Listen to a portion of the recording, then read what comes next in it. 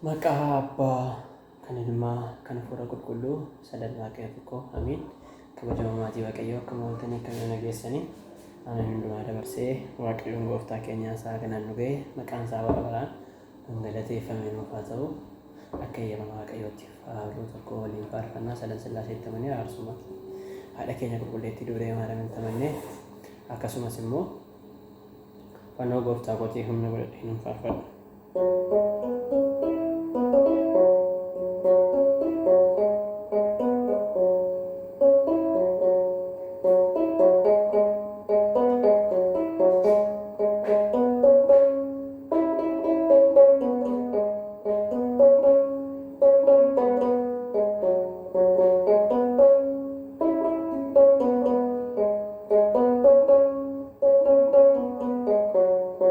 Dadannoon kosii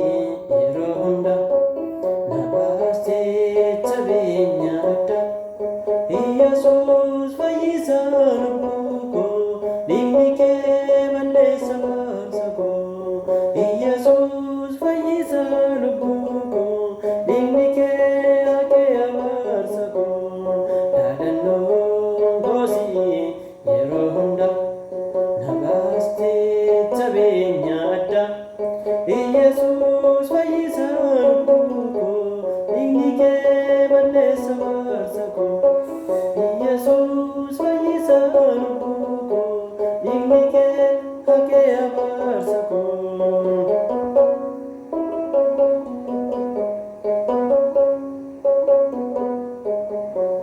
Mootummaa samiidha kan ittiin galamu boqonnaa haraatti kan ittiin cehamu fooniif dhiiga keetu anaaf gaala ta'e abaarsi dhaloota siin qulqullaa'e dadannoon kosii yeroo hunda na baastee jabeenya adda Iyyesuus fayyisaa lubbuu koo dhiigni kee balleessa baasa koo Iyyesuus fayyisaa lubbuu koo dhiigni kee haqee abaarsa koo.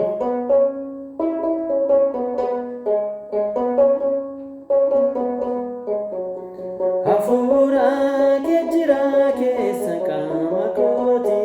kanaan si wal baree yaafannoo miti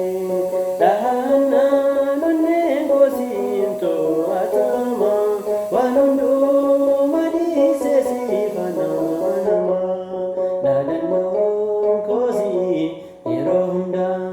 na baastee jabeenya adda Iyyesuus fayyisaa lubbuu koo dhiigni kee balleessa baasa koo Iyyesuus fayyisaa lubbuu koo dhiigni kee balleessa baasa koo.